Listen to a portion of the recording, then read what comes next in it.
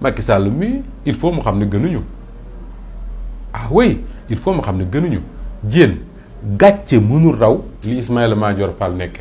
te ci loolu lay jeexale su sama xel demul woon te waxuma ko su ma àggee du ma nelaw Ismaïla Madior Fall gàcce mënul raw li mu nekke li gën a garaaw ci ngóor soosu mooy lépp lu mu wàcc woon léegi mu wannaan na ko muy benn ñaareel ba dama bëgg a def ci bopp Sénégalais yi que ni le débat sur le 3e mandat war na nekk ak wërta mën a nekk dañ ko war a bàyyeel les praticiens les techniciens wala boog jàngalekat droit yi ñu koy waxtaane parce que ñun ñu jàngul droit xamuñ ci dara Ismaïla Madior Fall moo ñu yeb dëgg moo ñàkk respect ci ñun Ismaïla Madior Fall taxaw ci réew mii ne président Macky Sall mënta def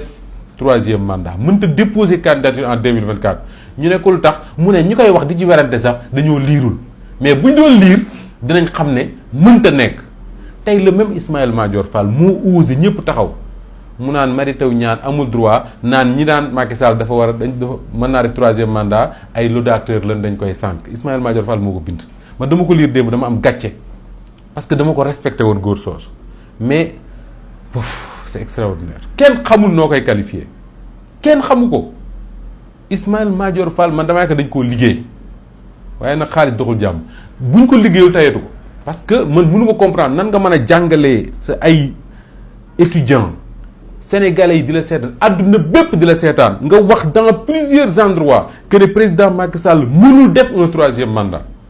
jamonoy dox di dox ba ñemetoo ŋaangati loolu mais amal li Ousmane Sonko doon wax amal pudeuru noppi su ma ko yebee ne lemal sa geen nga toog ci bañ a waxati parce que mënoo wax da ngay man am na yoo xam ne su ma ci engagé woon ba mu dem ba ma dugg ci nen ni su ma mënta weddi sama bopp damay noppi toog sama kër mais mënoo am audace bu toll ne professeur Ibrahima Fall nga xam ne mën na laa jàngal droit wax nga bind tontu ko Mary Teuw Niane wax nga bind tontu ko ba pare su ma waxee li ma gën a bañ ci ñàkk jom mooy oui il faut que le débat se fasse dans le respect et la cordialité mais je suis désolé ban respect cordialité soo waxul dëgg ñooy la waxoo dëgg yaa fi taxaw ne ñi wax ne président Macky Sall mën na présenté wu à un 3e mandat mënuñoo lire parce que boobu bu ñu liiree comprendre uñ ñu ne la abo nga ne waaw ñu ne nga ne nul ne peut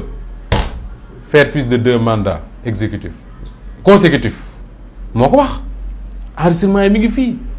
tey mu taxaw non seulement ñemeetul dellu ci li mu waxoon mais mu ne nañ ko bàyyeeg président de la république bis bu ci tontu jëlee dina ci tontu mais constitution Macky Sall moomu ko non parce que tey président de la république mënoon na tudd Daour Diène est-ce que kon dañuy toog di ko déglu naan ko heure bu la neexee nga wax boo loo wax rek jàpp nañ ci ñoo lànk ñoo bañ